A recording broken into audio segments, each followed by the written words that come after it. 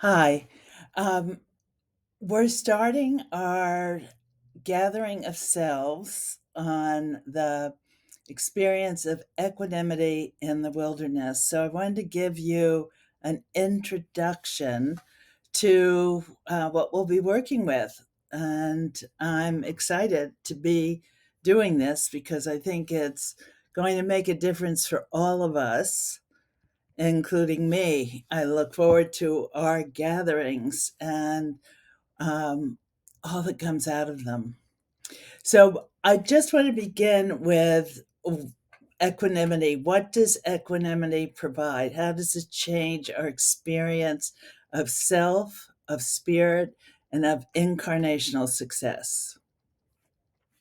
So, with selfhood, equanimity provides us with an experience of inner authority in our thinking, inner authenticity in our feeling, and inner agency in our willing. And that's an experience of clarity, confidence, and competence, um, which makes a huge difference in how we experience ourselves. In terms of experiencing the spirit, equanimity um, helps us overcome the temptations and say, no magic, no miracles, no worship, just direct experience. And then with incarnational success, we're working with our the four quadrants of meaning and purpose.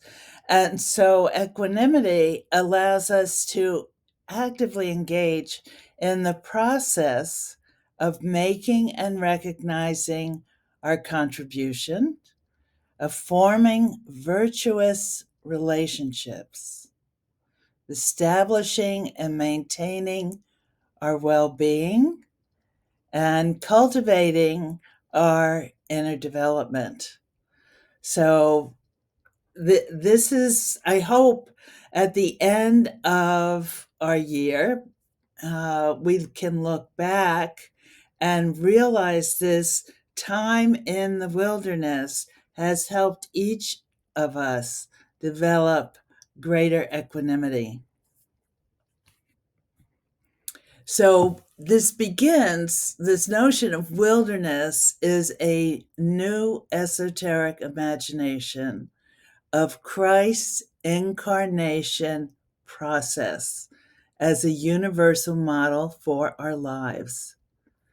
All right, so the important word here is process, to realize that the Christ incarnating into human being, into earthly existence, went through a process.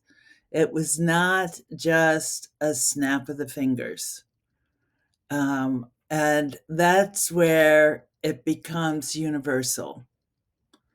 Uh, and and I'll be sharing more about why it's important to realize that this incarnation process is universal. It applies to every human being. But first, um, let's look at this challenge to incarnate the experience of I and what it means to spend 40 days in the wilderness, why we have to spend 40 days in the wilderness and develop equanimity. So, in the Bible, in the book of Mark, um, it speaks about immediately after the baptism, the Spirit driveth him into the wilderness, and he was there in the wilderness 40 days, tempted of Satan, and was with the wild beasts, and the angels ministered unto him. All right, so I noticed when I looked this up that the reference is only to the pronoun him. It doesn't refer to Jesus or to the Christ. So I thought that was really important, and it helped me understand this. that at the baptism, Christ incarnates into Jesus. However, Christ is still pure spirit, and Jesus is earthly life in a physical body. There is no soul in either for thinking, feeling, and willing. And the uniting soul develops over the 40 days in the wilderness. And the idea that it is a uniting soul, that it unites spirit and matter, it unites the divine and the human. With the uniting soul, you can think, feel, and will with equanimity because you have spirit and matter united. And the uniting soul is constantly seeking fully enlivened balance. All right. So enlivened balance is dynamic. All right. It's every moment. And then it's important to realize that the uniting soul and equanimity is neither hyper nor hypo, neither too much or not enough. And it is neither inflated or invalidated. So both those, hyper and hypo, and inflated or invalidated, really important for each of us to look at, to reflect without judgment, with awareness but not judgment, whether we're in a gesture of thinking, feeling, or willing that is hyper or hypo, and whether the world is meeting us by inflating our thinking, feeling, or willing, or invalidating our thinking, feeling, and willing.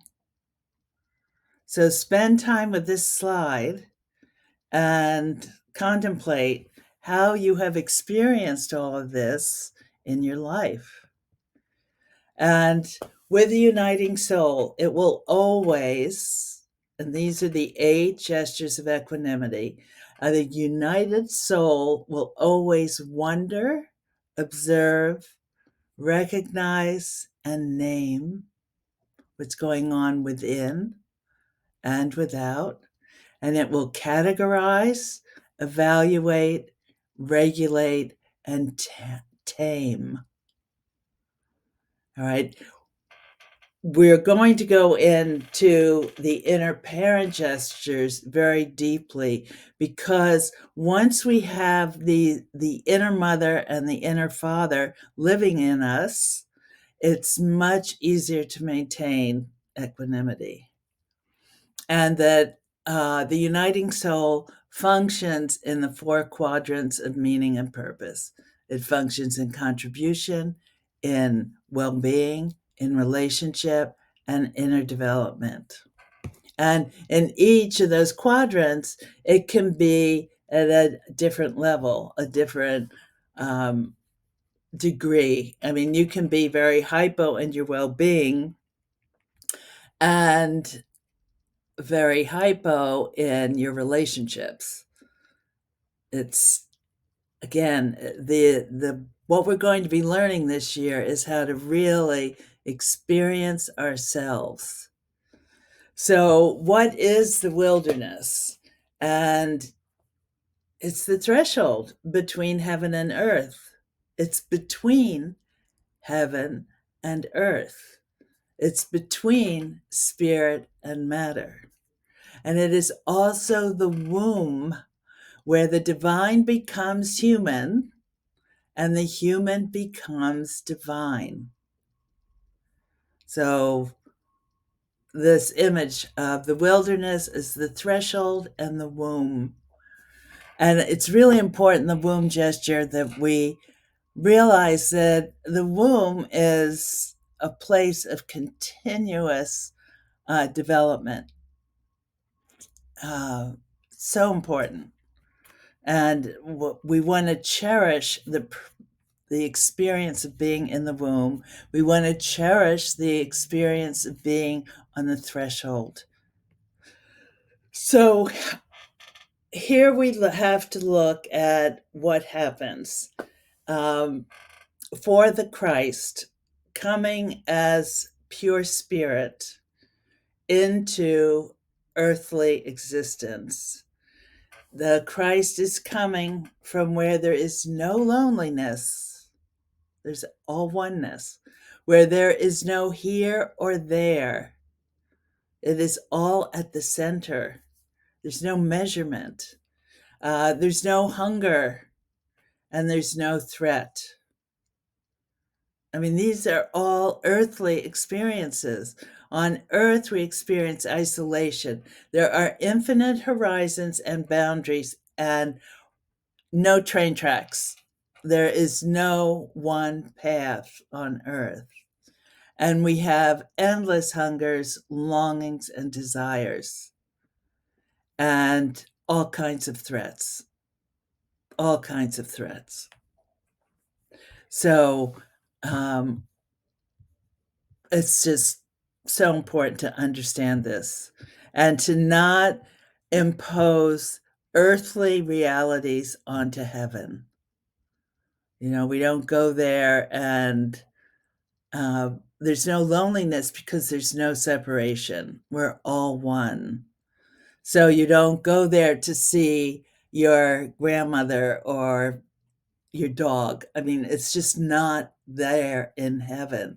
And it's challenging to think this way because all the stories we've been told starting in Sunday school was heaven is a place where we see all those that we have loved and we're forever together and we don't grow or change. We're just universally happy. And it's important to start living into these distinctions. So then we have this question of the wilderness, the 40 days. And what is interesting, these can be 40 days, nights, weeks, or years, because in the Bible, 40 is an indication of the number of completion, what is necessary to complete and necessary to transform. All right, and that comes up in the Bible 159 times, which is so amazing. So you and I have to pay attention to 40 and work with it, use it. It's a very powerful consciousness. It's the consciousness of 40 and what it means to complete a transformation. And then we've got the 4 terrors, all right, which is not, these 4 terrors are not named in the Bible, but when we think about what we have to overcome to experience equanimity, and the spectrums of incarnation. So the terror can meet us in small ways and in dramatic ways. That's the spectrum of incarnation. We can experience a intense selfhood or a hardly existent sense of self. We'll be looking at all of this over this year. We've got to look at meaning and purpose. We incarnate for meaning and purpose. We incarnate for fulfillment, and we incarnate for wholeness. But in the wilderness, all of that is challenged, and challenged in the way that it wakes us up. So if Christ and Jesus at the baptism, that there's no uniting soul, what happens? And so it's this mystery of the Christ incarnating. And to incarnate into earth that is not heaven, Christ has to wake up to what it means to long for others, to face potential and limitation, to long for life, a life that's limited, and to face death. So this is so important. And this is what your I experiences with each incarnation. It comes into earthly existence longing for others, facing this extraordinarily new potential and strange limitations, our karma and our destiny. It longs to live a full life, and it has to face death. So Christ finds his suffering soul. He integrates the failed tribal initiations of the etheric Jesus and the nascent longing for individuality. So the failed tribal initiations, and it's really key to look at the word tribal in terms of the initiations. All these mystery centers were initiating the seekers into the tribal mysteries. So Christ fails at the Hebrew mysteries and the Hebrew initiations because it's Jesus, I'm sorry. Jesus fails because he finds that there is pure thinking in the Hebrew mysteries, but it's devolved and there's no truth. Thinking is where we find truth. And there was no more truth in this extraordinary capacity for thinking in the Hebrew mysteries. And then the pagan mysteries, and these are all outlined by Rudolf Steiner in his lectures that are in the Fifth Gospel. So I really urge all of you to read the Fifth Gospel while we're working on this. So the pagan mysteries were about feeling and beauty, but when Jesus goes there into the pagan mystery centers, he meets nothing but chaos and disease and disturbance. There's no beauty. There's no serenity. There's no order. It is a nightmare. And then he goes to the Essenes, which have still have a sense of truth and still have a sense of beauty, and their will has been very powerful, but there's no goodness. That it's narcissistic. It has no. The Essenes have no interest in those who live outside of the gates of their community. And so there's no tribe that Jesus can enter into. And this is what allows for the awakening of individuality, which can only be experienced when the Christ comes in, when we experience our I. And this is so important to look at. So important. Especially when all of us in our karma have these tribes that we relate to. Instead of experiencing our individuality, we experience our tribal connections. So it's so much more than thinking without truth, feeling without beauty, willing without goodness. It's a deep mystery, and let's look at that over our gatherings. So now I want to go into what the four terrors are in the wilderness. So we know selfhood, meaning and purpose, fulfillment, and wholeness.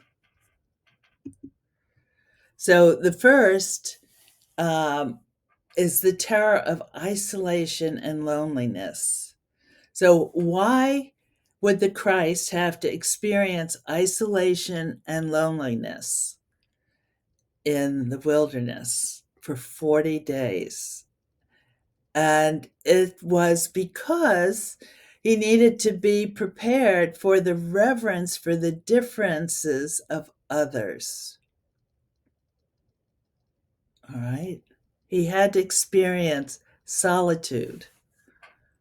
And I mean, it's really beautiful to think of what he had to then experience, because in the challenging presence of others, which we see throughout the New Testament, he is dealing with disciples and neighbors, all of whom are different.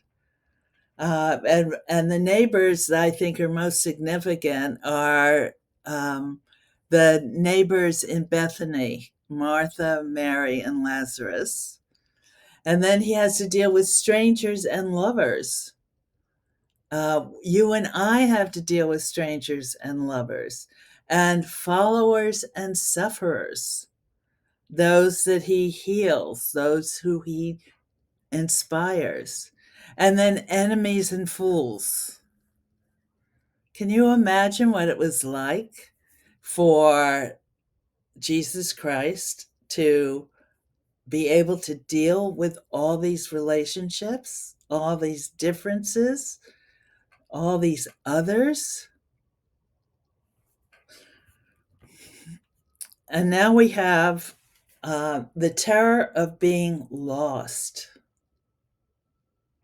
All right. And this prepares Christ for the complexity of possibilities. What do I make? How do I make choices? All right. The challenge of finding his way, the challenge of finding your way. So you find yourself so that you can relate to others. You find your way so that you can make your choices, make your wise decisions. Excuse me. Which is also learning what it is to be wrong, to make mistakes, to be homeless, to have no sense of center, and to have no limiting periphery. Endless possibility. And earthly existence means we have to choose and decide and risk being wrong or making mistakes or being homeless. So now the third terror is the terror of insatiable hungers. And this prepares the Christ for the human experience of the complexity of desires. I don't think he developed a bucket list, but I do think he started to have this experience of desires. Otherwise, he couldn't have become fully human. And that was his deed. His mission in incarnating was to become fully human. And to be fully human, you have to face the complexity of desires. And this brings about the challenge of moral fulfillment,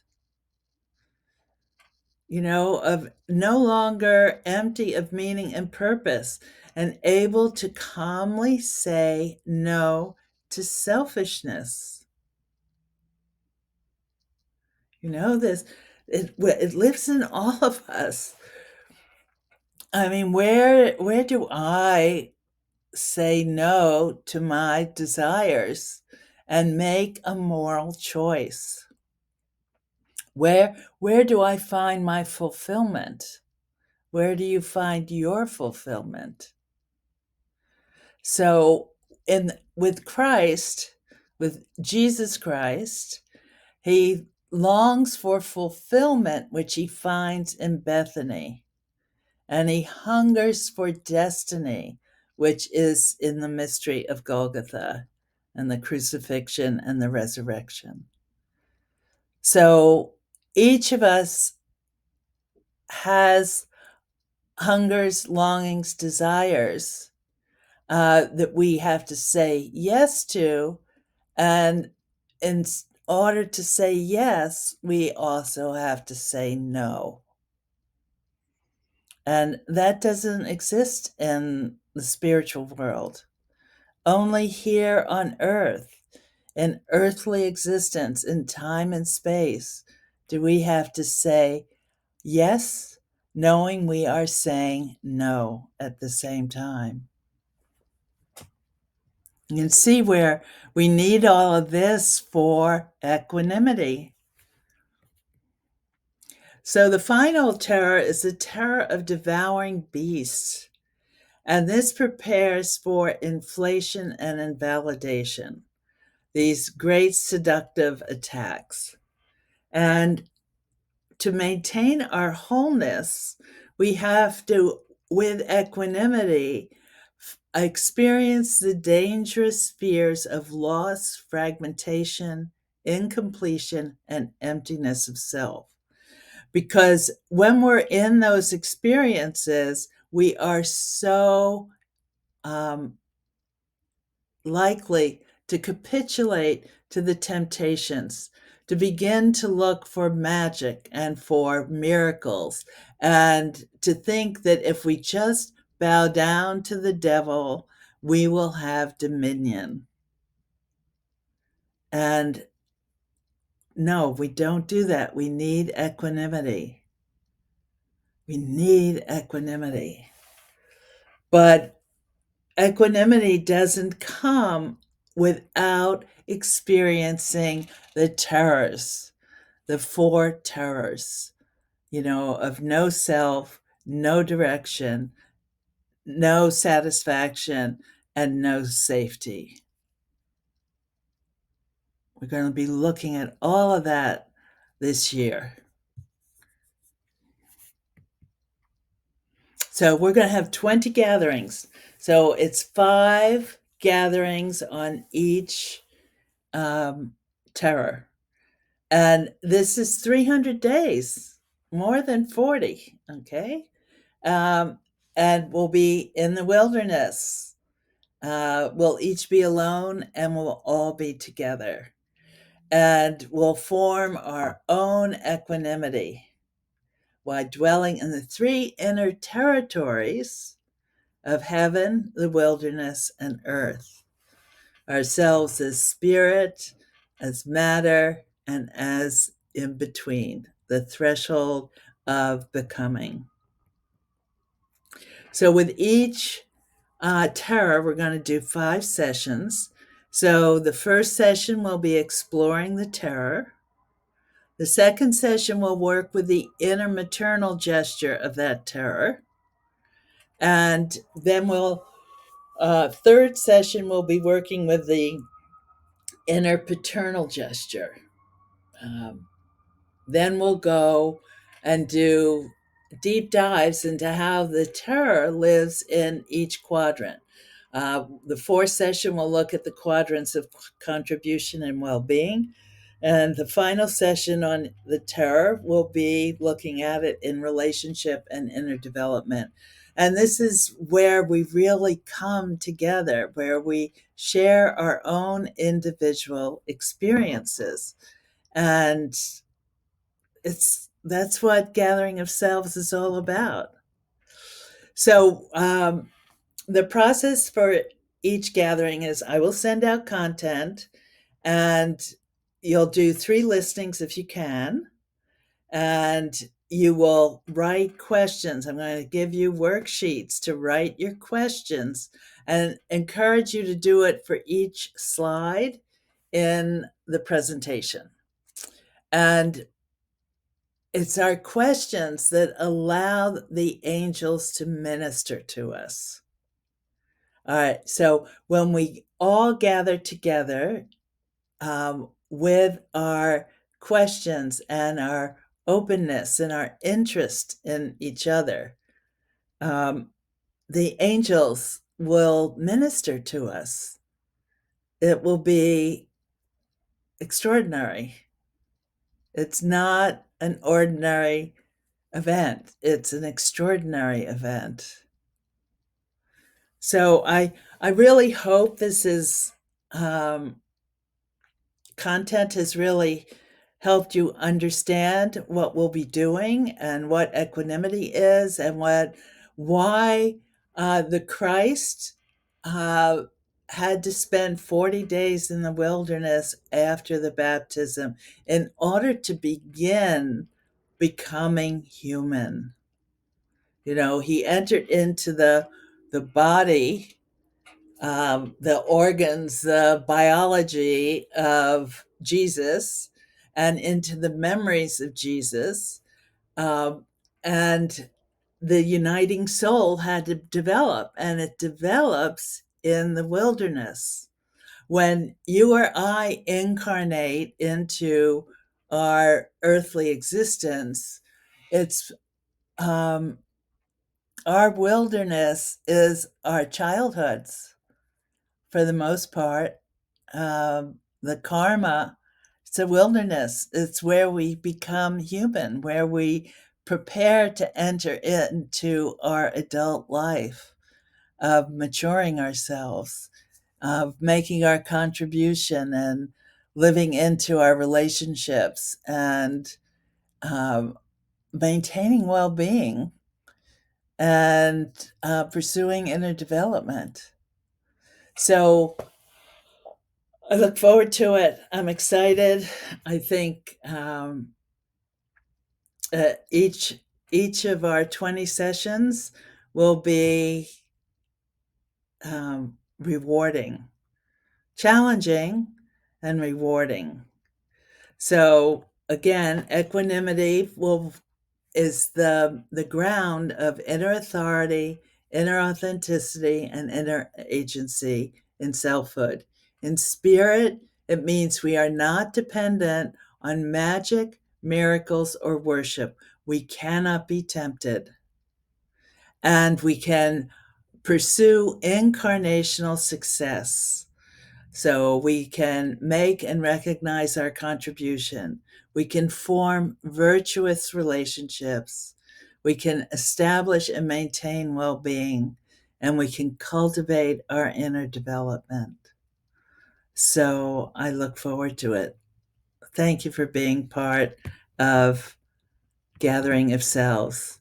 And meet me in the wilderness. Much love. Bye bye.